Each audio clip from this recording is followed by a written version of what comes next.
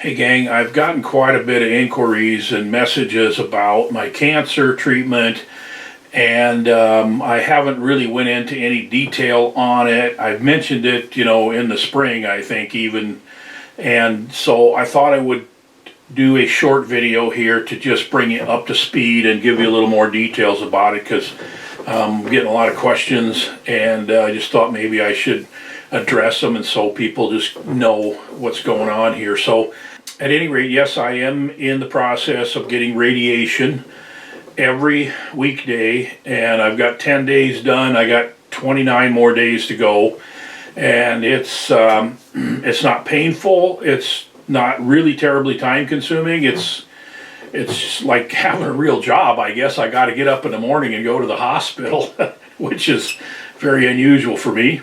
So it takes about 20 minutes to get to the hospital. It's fairly close here in town, and then it takes about 20-25 minutes to do the radiation each morning, and then about 20 minutes to get home. So I'm only gone for a little over an hour, and it's not terribly invasive or anything like that. It's very uncomfortable because I just have to go in there and pull my pants down around my knees and lay on a table while a couple of girls get me situated just where they want me. They put a couple of tattoos on my hips so they can get me lined up every time I go in there. It takes, a few minutes to do the actual radiation treatment to the prostate area, and then I'm done. So far after 10 treatments, there isn't any adverse side effects, but they tell me that there can be some coming up here, because like I said, I got 29 more to go.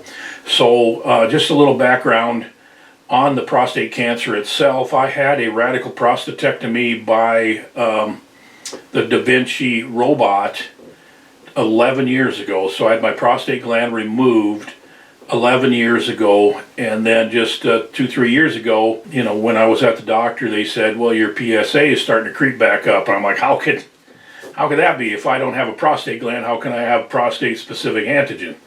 And they're like, well, we don't know. But then earlier this year in March, it was up to 0.62, and they're like, we probably should take a look at this and get it dealt with and figure out what's going on here. So I had a PET scan this summer. Turns out that there was some prostate cancer cells that escaped the prostate before. It could have been just one cell that escaped the prostate gland before it was removed, and now they're growing and dividing, which is what cells do, especially cancer cells. And I've got cancer in my family. It's my mom died in her mid-60s from cancer, just a little older than I am.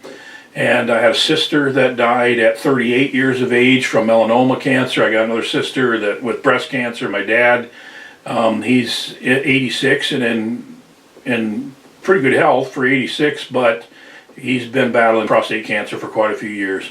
It's something that I had to deal with. That's why I'm going through this process here. But so that's an update on it. I'm feeling good, and there's no real serious adverse effects right now from this radiation.